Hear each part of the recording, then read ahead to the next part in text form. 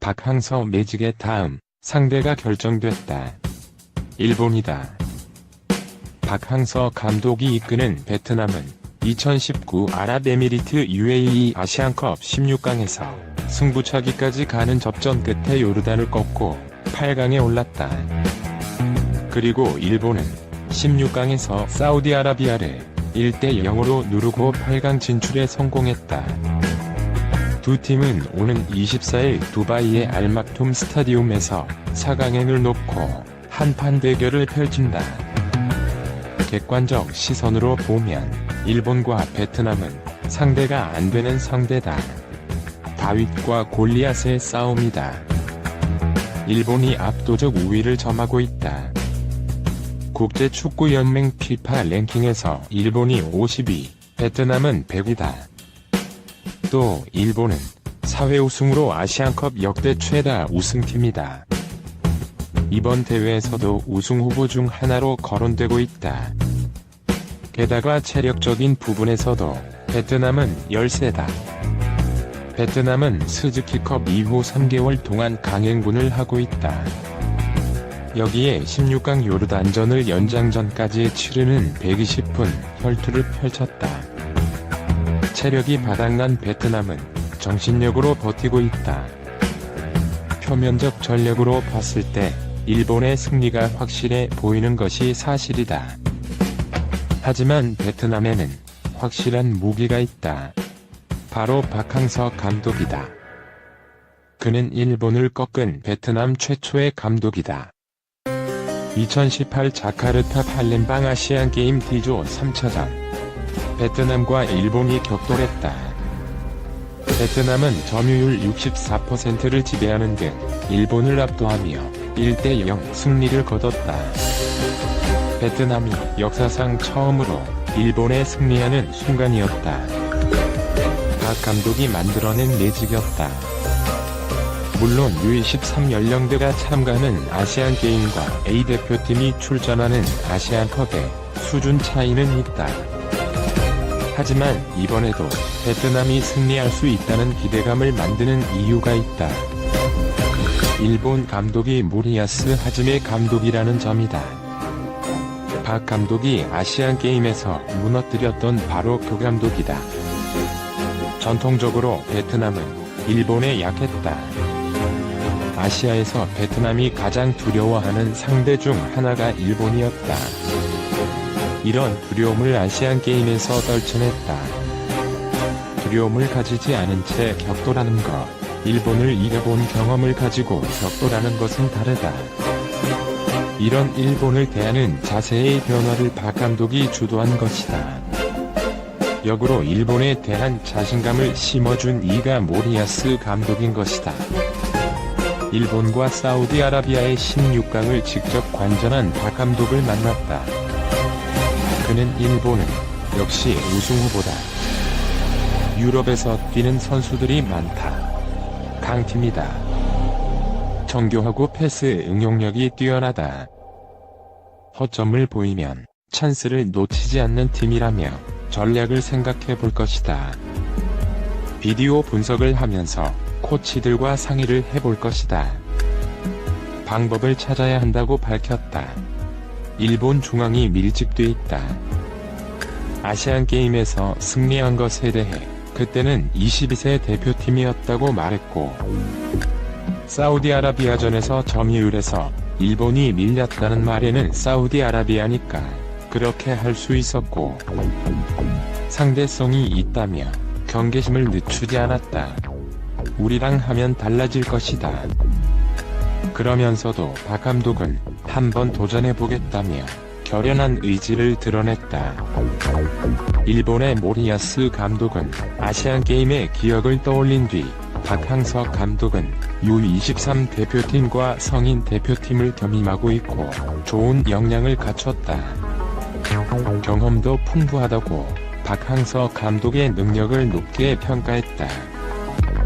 박 감독에게 행운도 따르고 있다. 일본 대표 공격수 무토 요시노리 뉴캐슬이 경고 누적으로 베트남전에 출전할 수 없다. 또 일본은 조별리그의 이너 16강까지 부진한 경기력이 이어지고 있다. 반전 동력을 찾지 못하고 있는 모양새다.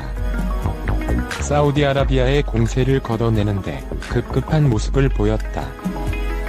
일본이 수비 축구만 하고 있는 셈이다. 박 감독과 함께 경기를 관전한 이영진 베트남 코치는 일본 컨디션이 좋아 보이지 않는다며 희망을 제시했다.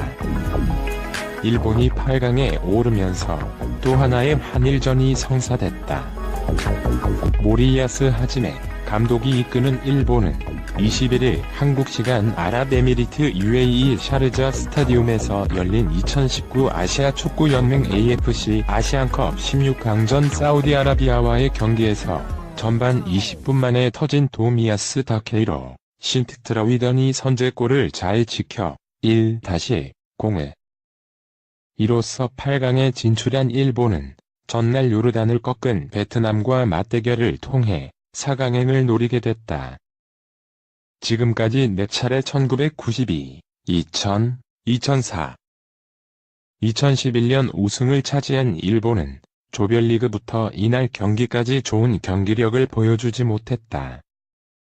하지만 강력한 수비를 앞세워 8강까지 올랐다. 흥미로운 것은 일본이 8강에 오르면서 오는 24일 오후 11시 두바이 알막툼 스타디움에서 펼칠 베트남과의 경기가 한일전 양상이 될 가능성이 높아졌다는 것이다. 베트남을 이끌고 있는 사령탑이 박항서 감독이기 때문이기도 하지만 박항서 감독은 이번 대회에 출전한 감독 중 유일한 한국인이기도 하기 때문이다. 한국 대표팀을 이끌고 있는 파울루 벤투 감독은 포르투갈 출신의 외국인 감독이다. 대회 때마다 베트남 축구 역사를 바꿔온 박 감독은 베트남 국민뿐 아니라 한국 축구 팬들에게도 뜨거운 응원을 받고 있다. 더구나 박 감독은 이번 대회에서 베트남에 아시안컵 최초의 노크아웃 시스템 승리를 안기며 8강에 안착시켜 더욱 기대를 높이고 있다. 베트남과 일본이 펼칠 경기는 한국 팬들이 베트남을 일방적으로 응원할 가능성이 높은 만큼 또 하나의 한일전이 될 것이 분명해 보인다. 모리야스 하지메 일본 감독이 베트남을 경계했다. 일본은 21일 오후 현지 시각 아랍에미리트 샤르자에 있는 샤르자 스타디움에서 사우디아라비아와 격돌했다. 일본은 1-0으로 승리하며 8강에 올랐다. 모리야스 감독은 승리가 가장 중요하다. 8강 상대는 베트남이다. 사우디는 아시아의 강팀이다면서 선수들에게 인내심을 가지라고 했다. 일본은 24일 두바이 알막툼 스타디움에서 베트남과 8강전을 치른다. 무실점을 했다고 평가했다. 모리야스 감독은 이틀 쉬고 8강전을 치른다. 회복에 중점을 두고 준비를 해야 한다고 말했다. 박항서 감독이 이끄는 베트남에 대해서는 수비적이지만 공격력도 뛰어나다. 좋은 선수가 많아 찬스를 만들 줄 안다면서 수비에 신경을 쓸 것이라고 했다. 이어 베트남 감독은 역량이 좋고 경험도 풍부하다고 덧붙였다. 무엇보다도 이긴 것이 가장 중요하다. 사우디는 아시아의 강팀이다.